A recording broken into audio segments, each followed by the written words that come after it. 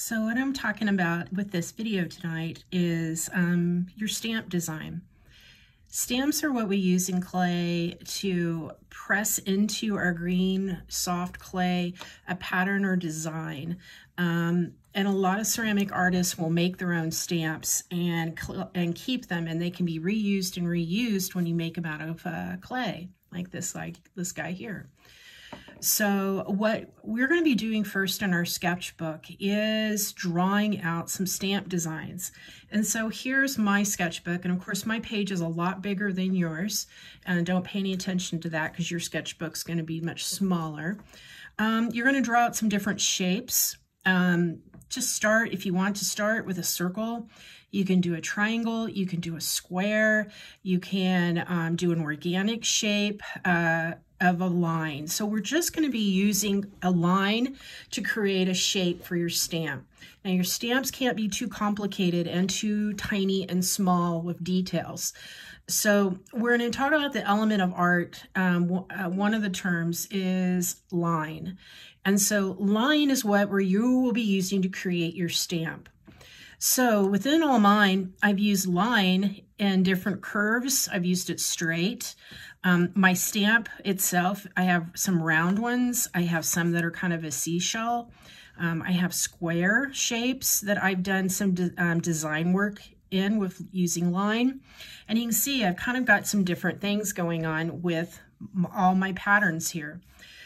Here's one here I drew out, and if you don't have a template like this at home, you can just find something round that you might have, like a jar that you can just trace around for your guide. I would like these to be neat. I'd like these not to be just try to guess a circle freehand. If you're going to do an organic shape, make sure you get a nice hard edge so I can see it and it stays put. Not all stamps have to be a perfect circle or a perfect square. I like this organic shape. I just think it's more fun and it's kind of interesting. So once you've drawn a shape out, I said use line. So a lot of times with line, you might decide you want to do a block letter for your name. Now I will tell you, if you do your stamp like this is a B, but when I flip it over to stamp into my clay, it's going to be backwards. So I need to make my letter backwards on my stamp. So when I flip it and stamp it, I don't have a backwards B or a backwards. A wouldn't matter, L, just the letters where it obviously would flip. So this was done with line. So they've got this little contour, this little frame, which is pretty neat. So what you could do is with your pencil, I would start with pencil. So if you screw it up, you don't have to start over. I just kind of draw a little frame around the inside. And so this part here is this outer edge of my stamp right there. Okay. This one's a square. You don't have, you could do it round. You could do it square like this. It's kind of up to you.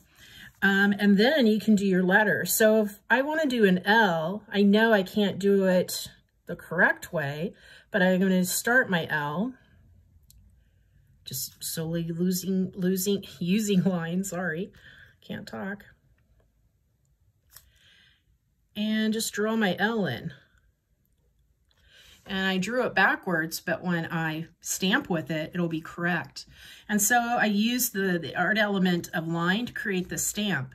So once I've got it drawn in pencil, then I would go over it with a pen or a black thin line Sharpie so I can see it. And and then kind of look online at some different designs. This was a letter. I kind of liked this one when I did it. I liked the little frame around it. I'm kind of into clouds, so I did a cloud one.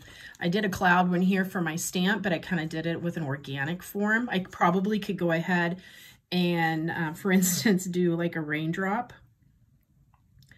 That's not a very good raindrop. Falling from my cloud, and that could be part of my stamp. But stamps, for the most part, is a ceramic artist. It's their signature. It's their mark that they put on their pottery.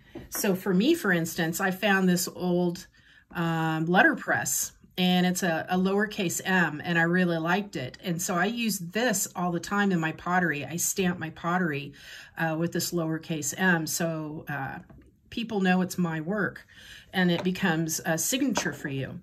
So in your sketchbook, your first sketchbook assignment, what I'm asking you to do is on one page, you're going to draw 9, and I'll just write it here. You're going to draw 9 different shapes, and you're going to come up with 9 different designs for your stamps. And you're only going to be using the art element of line, and as you see, and you can come up with a lot of different ideas. And ultimately, you're going to be building 2 of your designs out of clay in the next video. So you're going to be doing 9 different shapes. Don't have to be all the same circle. They don't have to all be square. Be creative, and be creative with what you're going to put on onto the surface of your stamp. Just remember, they can't be overly complicated. Even though this is a cloud and it's a solid cloud, you still have to draw it with line first, okay? And you'll get to that. Here's an H that was done. And this was it doesn't look like it here, but it's a tennis ball that the student did, okay? So 9 different designs on one page of your sketchbook. Neatness is important, and labeling the top of your page, stamp design, is also what you need to do, because we're going to be utilizing these sketchbooks all semester, and you'll be using these stamps in future work that you make, okay? So good luck with your stamp designing.